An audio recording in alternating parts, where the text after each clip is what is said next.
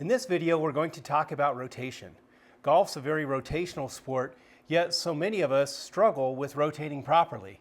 So let's get some details here from Dr. Standiford about how your body works and how to do it properly. So let's talk just a moment about what is rotation, all right? So we often hear the word force in the golf swing, but force isn't rotation. How do you actually rotate an object? Yeah, it's a great question. The example I love to give to my students as it comes to the difference between force and torque as I teach them in the classroom is that what a torque does is a torque is just a force that's applied at some distance from an axis of rotation. So the best example that we utilize every day is a door.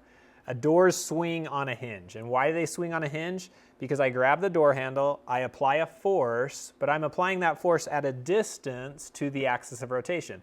If you tried to grab a door on the hinge and try and rotate it open, it wouldn't work. Doesn't rotate. Exactly. You've got to increase that distance so that then you get some nice rotation along that hinge or that joint in our body. Okay, so simple visual here. If this is my hinge, right, if I apply the force right here, it just goes this way, right? Yep. If I apply the force here, Yep. now I've got some rotation. Yep, perfect example.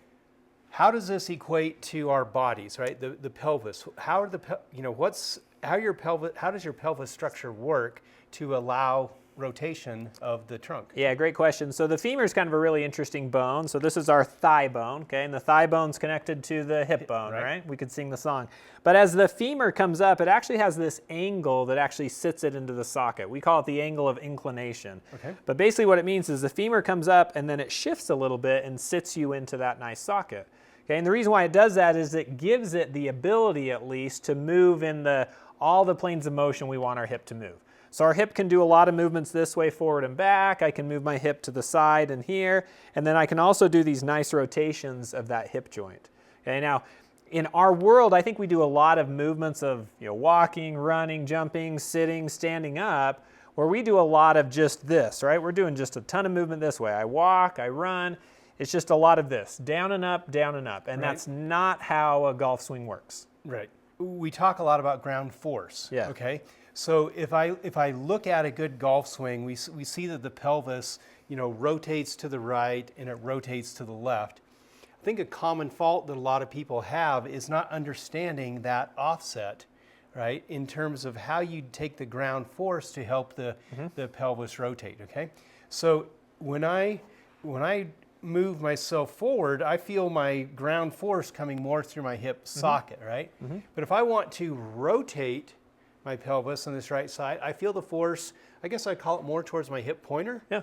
And now that's what you're saying, that's the distance away from the pivot point, my socket, right? Exactly. And I think you can feel that really easily, Dwayne, if you do something like, if I were to just kind of go like this and down and up versus a here and back, and a here, I think you can really feel in order to engage that rotation, it's not just the force here, it's that force coming at a distance from my hip joint. Okay. Oftentimes I've heard the term post, okay? And I know earlier in my golfing career, I thought, okay, we'll just get that leg straightened. Now from what you just said, if I just straighten my leg, it's just putting that force directly through my hip socket. And that's not rotating my pelvis, it's just lifting my pelvis. Yep. So if in my golf swing, my brain says, okay, post hard, get that left leg straight, I'm not turning, I'm just elevating my pelvis. Yeah. Right? And the hard part with that too is that the way that the femur connects to the knee and to the hip, when I straighten things up that way, it really prevents that joint and that femur from being able to move. It prevents those rotations. And so when you're thinking, hey, when I come down, I've got a post, what happens is you're really actively engaging these muscles. So these would be our quad muscles, right? And what those quads do is they straighten out that leg. And if I prematurely straighten out that leg, right, this is kind of that sign of that early extension where prematurely straight, I extend everything. I've lost my ability to rotate. What's my only option now? Flip my hands through and hope that I time it really well. Right, because we know that the club has got to move around in an arc. So if my pelvis isn't rotating and my arms now are kind of stuck, and there goes the flippiness, right? Yep. And as we look at thousands and thousands of swings of our students, it's like I cannot think of an exception, right? If you do this early hip extension, and like you say, if you are really feeling your quads be the main driver, your wrist action through impact is going to be like this.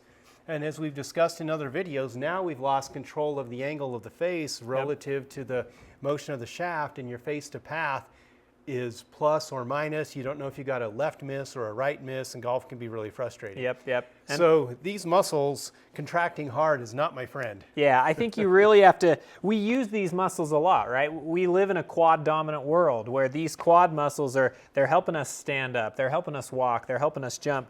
What we really need to work with is these muscles that kind of wrap around the outsides of the hip. So instead of just going straight down through the hip and being able to do this motion, we get these muscles that get this nice angle of pull that can create these nice rotations. And so this is where kind of sitting back into it and really feeling like, again, the glute med is a really good rotator, the glute max can be a good rotator. Really feel like you're engaging those muscles on the backswing and then doing the same thing on the downswing as opposed to just everything coming through the front. Really feeling those muscles here help pull that and rotate it open.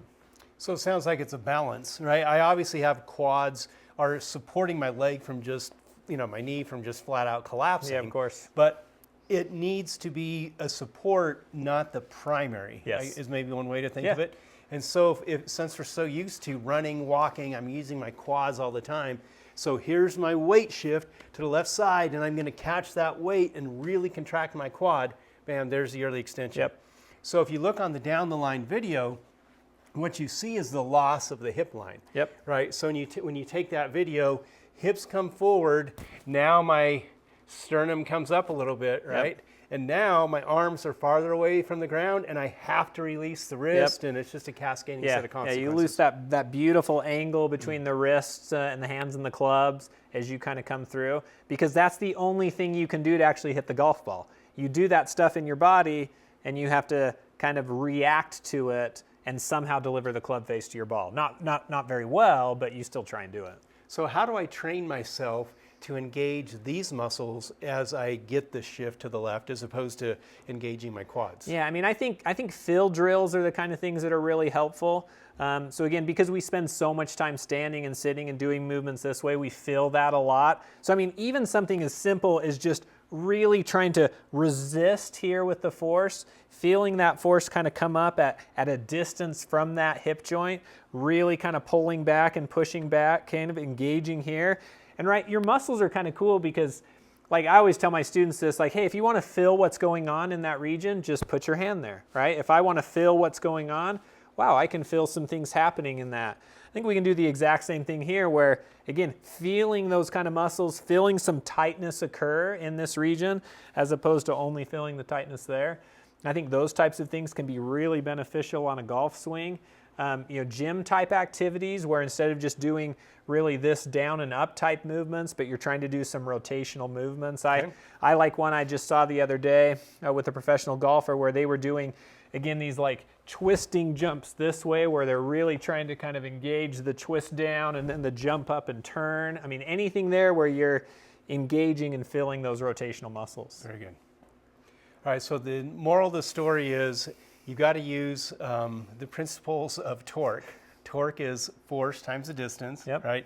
So I've got to use the ground force as offset for my hip sockets, and the primary muscles that do that are not my quads. Right? It's these that you feel, and you actually feel some exercises. You can feel that contract. We have a lot more great content on our subscription video site. Just click on the link in the iCard or in the description below, and you'll get 7 days free access to a full library of content that'll help you with your golf swing.